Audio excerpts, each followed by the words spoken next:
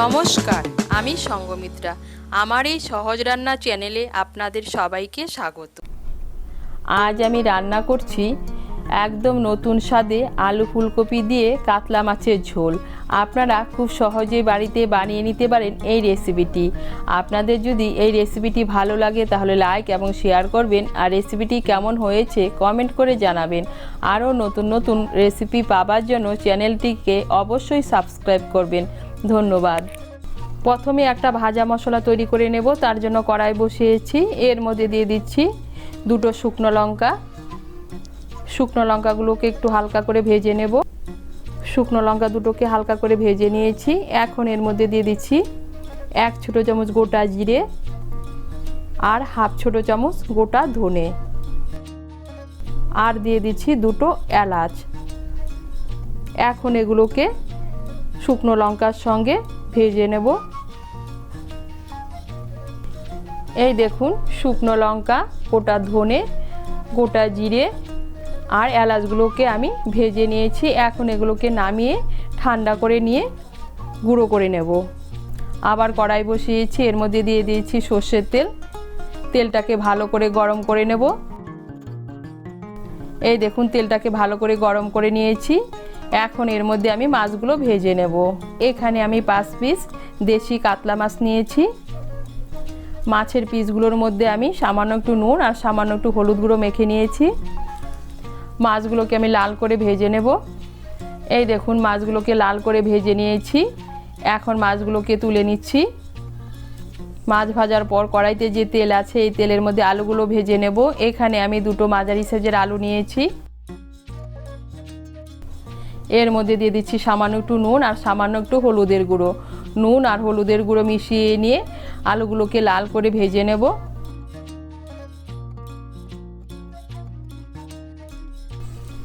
এই দেখুন, আলুগুলোকে লাল করে ভেজে নিয়েছি। এখন আলুগুলোকেও তুলে নিচ্ছি।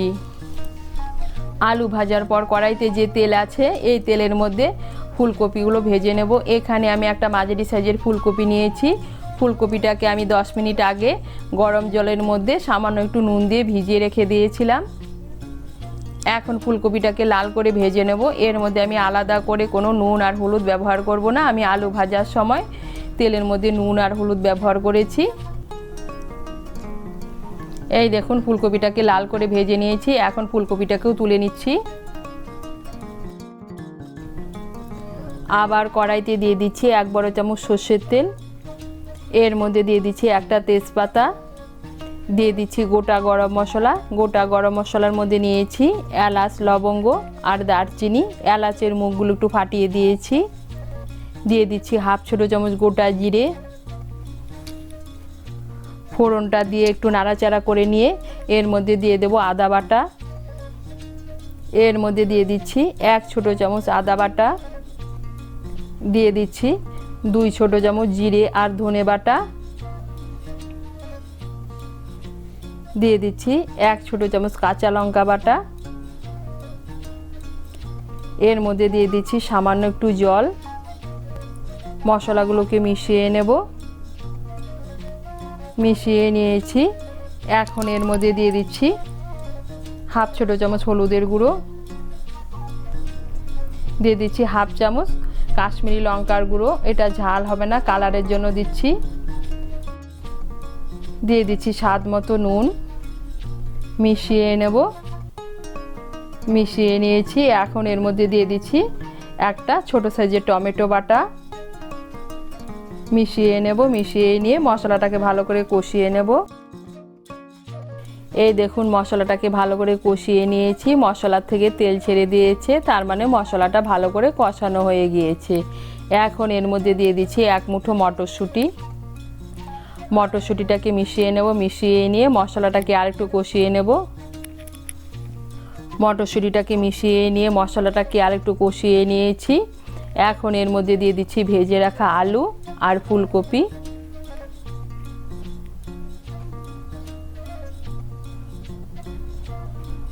এর মধ্যে দিয়ে দিচ্ছি সামান্য একটু জল। জলটাকে মিশিয়ে নিয়ে আলু আর ফুলকপিটাকে মশলার সঙ্গে ভালো করে কষিয়ে নেব। এই দেখুন, আলু আর ফুলকপিটাকে মশলার সঙ্গে ভালো করে কষিয়ে নিয়েছি। এখন এর মধ্যে দিয়ে দিচ্ছি জল। আপনারা যেরকম ঝোল খেতে পছন্দ করেন সেই অনুযায়ী জল দেবেন। আমি এর মধ্যে 3 কাপ গরম জল দিচ্ছি। জলটাকে ভালো করে মিশিয়ে নেব। মিশিয়ে নিয়ে আঁচটাকে মিডিয়াম করে 10 মিনিটের জন্য ঢেকে দেব। আঁচটাকে মিডিয়াম করে 10 মিনিটের জন্য ঢেকে দিয়েছিলাম। আর এই দেখুন আলু আর ফুলকপি সেদ্ধ হয়ে গিয়েছে। এখন এর মধ্যে দিয়ে দিচ্ছি ভেজে রাখা মাছগুলো।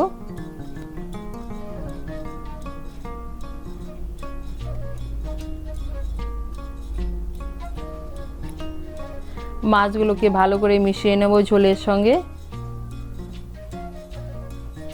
মিশিয়ে নিয়েছি। এখন এর মধ্যে দিয়ে দিচ্ছি চিড়ে রাখা কাঁচা লঙ্কা। কাঁচা লঙ্কাটাকে মিশিয়ে নেব। মিশিয়ে নিয়ে আঁচটাকে বাড়িয়ে আরও 3-4 মিনিট রান্না করে নেব। এই দেখুন আঁচটাকে বাড়িয়ে আরও 3-4 মিনিট রান্না করে নিয়েছি। এখন এর মধ্যে দিয়ে দিচ্ছি যে ভাজা মশলাটা আমি তৈরি করে নিয়েছিলাম সেই ভাজা মশলাটা। ভাজা মশলাটাকে ভালো করে মিশিয়ে নেব।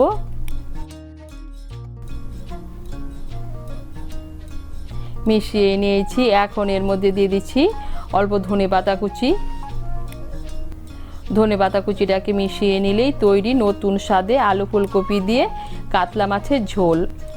আপনারা এই শীতকালে আলু ফুলকপি আর ভাজা মশলা দিয়ে এভাবে মাছের ঝোল বানিয়ে খেয়ে দেখবেন, খেতে কিন্তু অসাধারণ লাগে। তৈরি হয়ে গেল নতুন স্বাদে আলু ফুলকপি দিয়ে মাছের ঝোল।